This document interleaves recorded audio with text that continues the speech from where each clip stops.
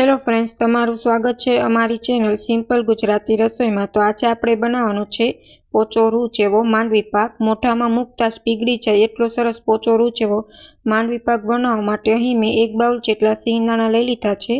हवे आपणे तेने शेकी लेशुं जेथी फोतळा छे ते आसानीथी નીકળી जाय। तो अहीं मैं बधा सींगदाणा शेकी लीधा छे। हवे आपणे तेने थोड़ीकवार ठंडा करी लेशुं जेथी फोतळा छे ते आसानीथी નીકળી जाय। अहीं मैं सींगदाणाना बधा ज फोतळा काढी लीधा छे। हवे आपणे तेने मिक्सर जार में आपणे तेने ग्रेन्ड करी लेशुं। तो अहीं मैं बधा ज सींगदाणाने ग्रेन्ड करी लीधा छे। हवे आपणे सींगदाणा छे तेनी अडधी खांड लीधी छे एटले परफेक्ट मापथी मांडवी पाक बनशे। अने अहीं मैं टोपरानुं छीण लीधुं छे। टोपरानुं छीण एड करवाथी मांडवी पाकनो टेस्ट सरस आवे छे। हवे खांड डूबे तेटલું पाणी एड करीने आपणे एक तारवाળી चासणी लई लेशुं। चासणी लेता 2 થી 3 मिनिट जेटलो समय लागे छे। एक तारवाળી चासणी लेवानी छे એટલે આપણો मांडवी पाक छे ते परफेक्ट बनशे।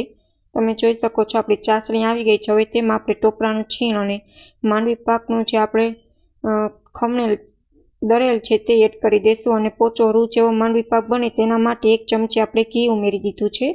તો આપણે હવે આ સ્ટ્રક્ચર છે તે એક ડીશમાં એડ કરી દઈશું અને ઉપરથી ટોપરાનું છીણ એડ કરી દીધું છે। હવે ઠંડુ થઈ ગયું છે અને આપણે ચોસલા પાડી લીધા છે। તો આપણો પોચો રૂ જેવો માંડવી પાક છે તે બનીને તૈયાર છે। Thank you for my watching video.